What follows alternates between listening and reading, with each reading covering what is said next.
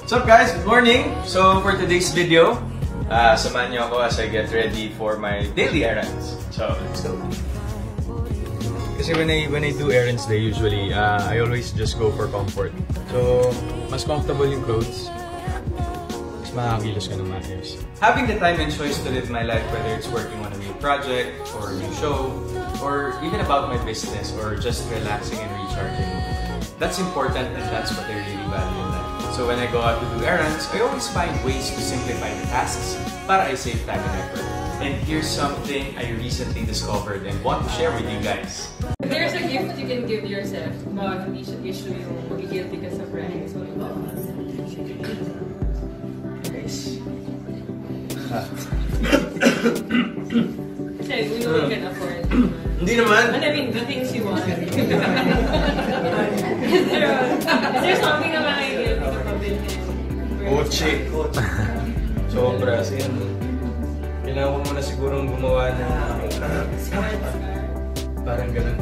Kailangan ko munang gumawa siguro ng 10 to 15 charity works bago ko makonvince yung sarili ko to buy a new car. Para hindi ako mag-guilty sa Hello Kathleen fans! So congratulations dito kay Alden mga kasembreros. Pero bago yan, ay ito muna kay Ma'am Catherine, no? Spotted si Phenomenal Box Office Cinema Queen dito sa parang sa labas yata siya, no?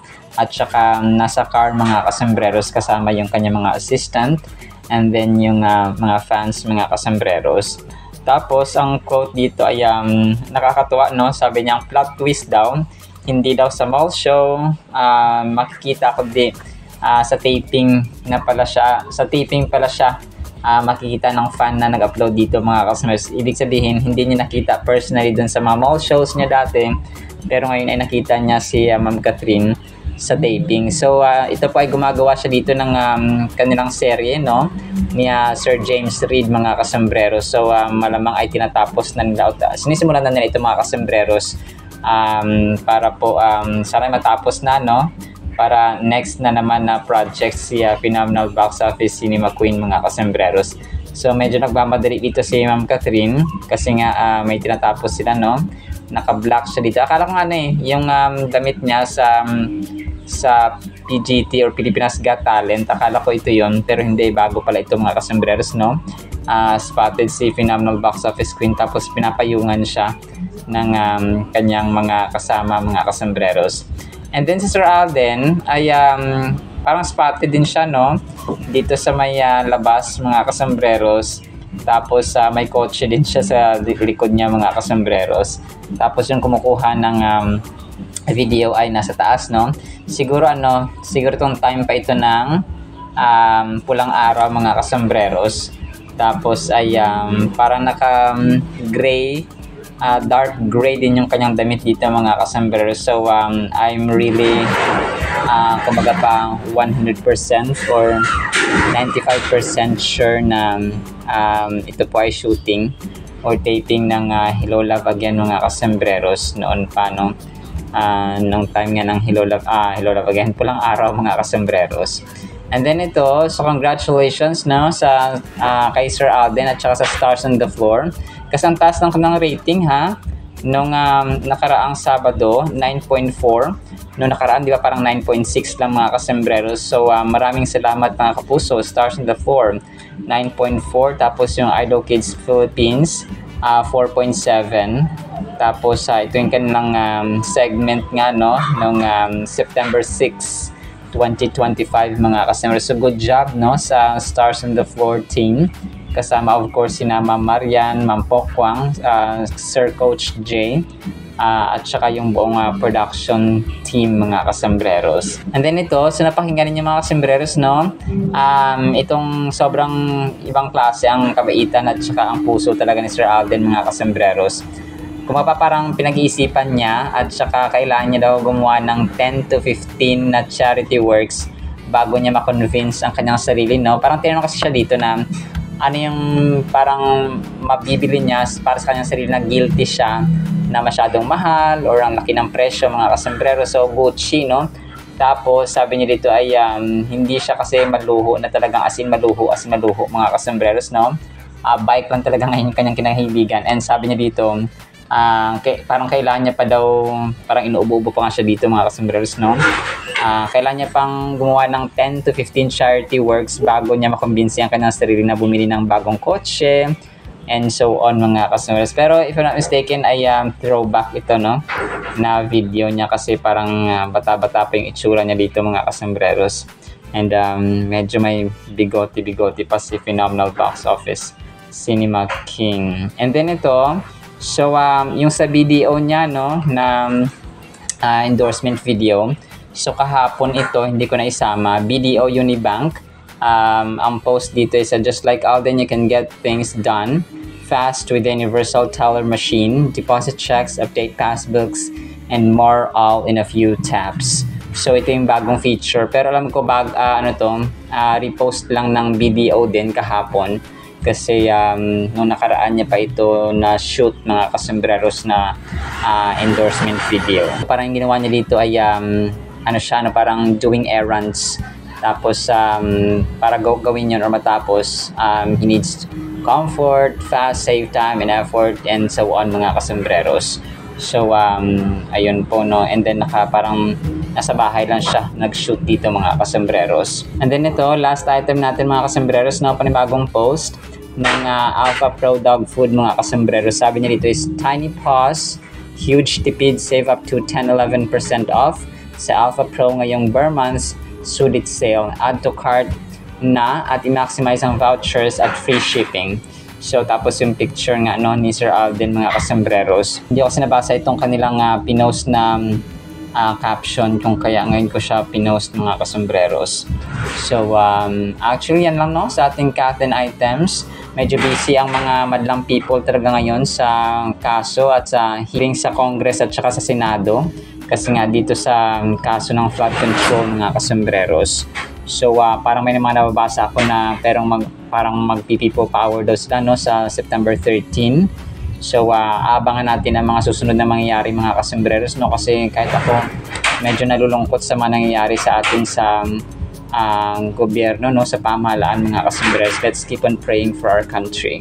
Kasi nga damay talaga. Nakita ko doon yung isang video, dalawang bata, parang buti na nakakapit sila sa sa may sanga ng kahoy, hindi sila tinangay ng agos, nakakapanlumo mga kasombreros. So pero let's keep on praying na kumilos ang Diyos, no, at ang tao na narapat para sa ikabubuti ng ating bansa. Alright, salamat sa ating Katen items sana pa ipakinggan pa natin ang Word of God. Today is August 9, 2025. Tuesday na po. Sana po ipakinggan po natin ang Word of God. At para po sa ating Word of God ay sobrang ganda po nito mga kasombreros. Ang title po natin, Kaluluwa. Huwag po kayo matakot Luke 21 verse 19, by your patience possess your souls. Sa New Life Version po, but stay true and your souls will have life mga kasombreros. So tinapi ko po ito, isang verse lang siya mga kasombreros, pero ito po ay napakahalaga na malaman natin. Unang-una sa lahat, tayo po ay may kaluluwa, di ba? Ito yung haharap sa judgment sa pag tayo po ay namatay ng mga kasombreros or during the second coming of our Lord Jesus Christ, during the judgment day mga kasombreros. So ang tao, dahil nilikha tayo ng Diyos, no, Genesis 1:27, 1:26, ay ginawa niya tayo according sa kanyang image.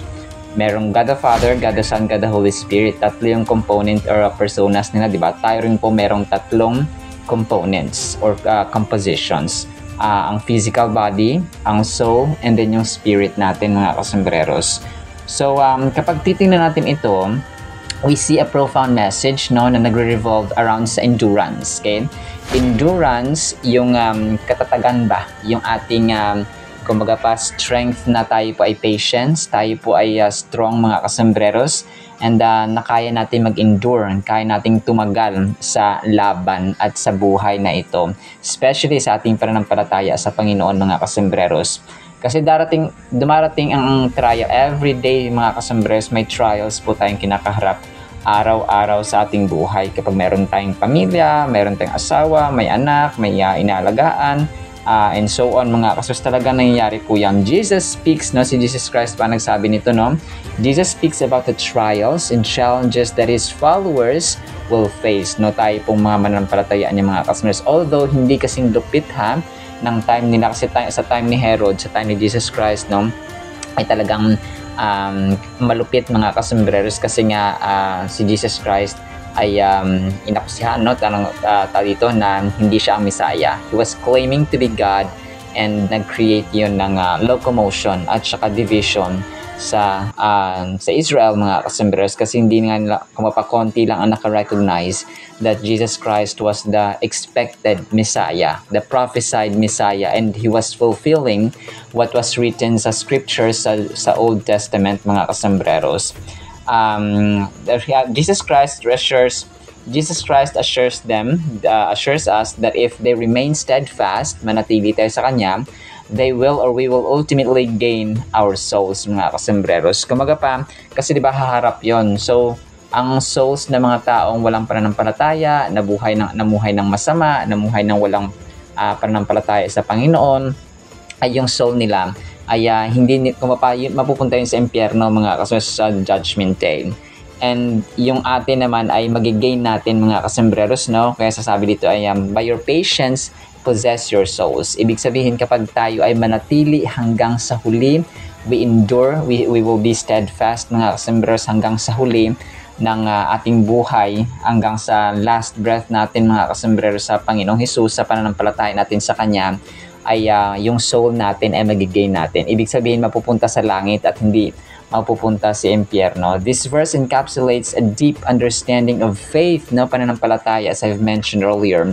In the midst of suffering, it reminds us that life will bring obstacles and hardships, yet we have a promise of hope in salvation if we choose to remain firm in our convictions. So, kasi marami ang marami ang mga mananampalataya, marami mga Kristiyano ang tumatalikod at saka hindi na sila naging backslider mga kasembreros.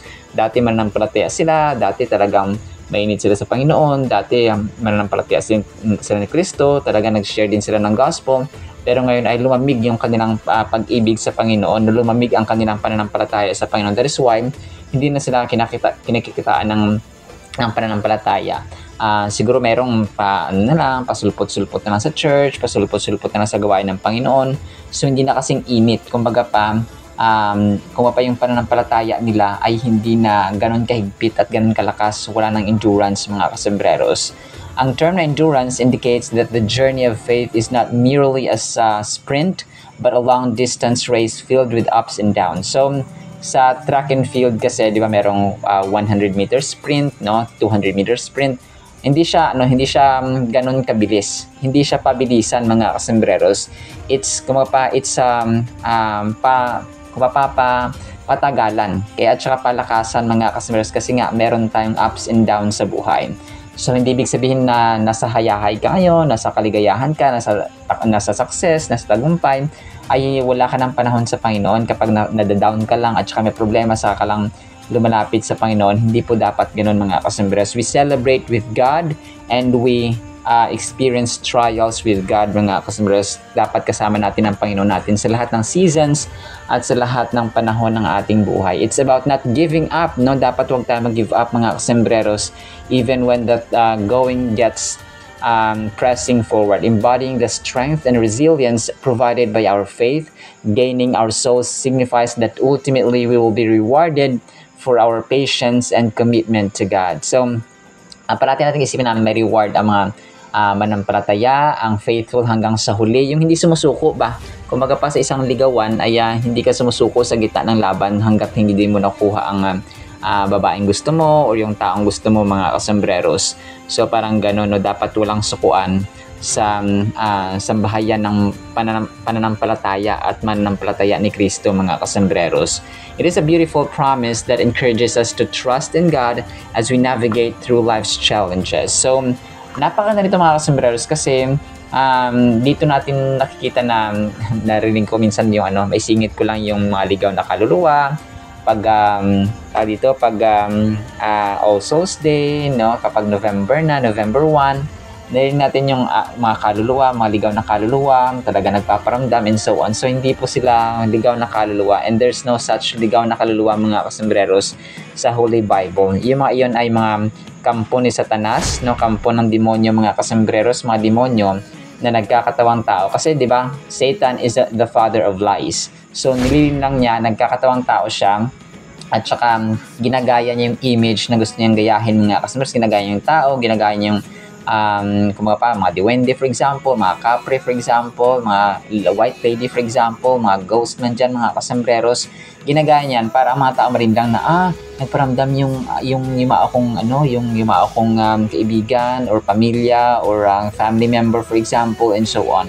So hindi po ganun mga kasembreros, mga kampon po yun ni Satanas. So i-rebuke nyo sila and then i-apply nyo ang blood, ang dugo ni Jesus Christ mga kasembreros na dumanak sa krus ng Kalbaryo, and try to palayasin sila mga kasembreros, at wala silang lugar sa inyong buhay at sa inyong tahanan at sa inyong isipan. So yung pag-apply ng dugo ni Lord Jesus Christ, no, in prayer, in rebuke, no, talagang move out, no, in Jesus mighty name. We apply the blood of Jesus Christ, the powerful and the magnificent holy blood of Jesus Christ. So ganun mga kasembreros. So ang verse na ito, no, balik tayo mga kasembreros, ay nag-serve sa atin ng warning at saka source ng encouragement mga kasembreros, na yung no, talagang yung, kasi pinagpapala talaga yung mga taong nag-endure hanggang sa huli, yung faithful hanggang sa huli, tapat hanggang sa huli mga kasembreros. Para siyang kasal na till death do us part, no? Talagang hanggang kamatayan mga kasembreros ang relationship natin sa Panginoon. So as long as we breathe, no, as long as we live mga kasembreros sa mundong ito, hindi dapat natatapos ang ating pananampalataya sa Panginoon. Bagkus tayo po ay nag-endure hanggang sa huli, so that we will gain our souls mga kasembreros. Ang ating kaluluwa ay mapupunta sa langit together with our Creator mga kasembreros. Doon po ay ultimate na, no, perfection sa lahat ng perfection, at saka eternal to eternal, no, eternal peace, eternal joy, eternal love, eternal holiness, eternal worship, no, sa Panginoon mga kasembreros. So alam niyo, napakalalim po nito mga kasembreros, no, pero sa awa ng Panginoon ay dapat po tayo magkaroon ng panahon, no, sa pagbabasa at pag-aaral ng salita ng Panginoon sa ating pong tahanan. Alright, so na po sa ating Word of God, nawa po pagpalain po tayo ng pag-ibig, pananampalataya, pag-asa, wisdom, and panahon sa ating Panginoon mga kasembreros, and reading His Word. In Jesus' mighty name we pray. Amen and amen. See you sa next segment mga kasembreros. Paalam po.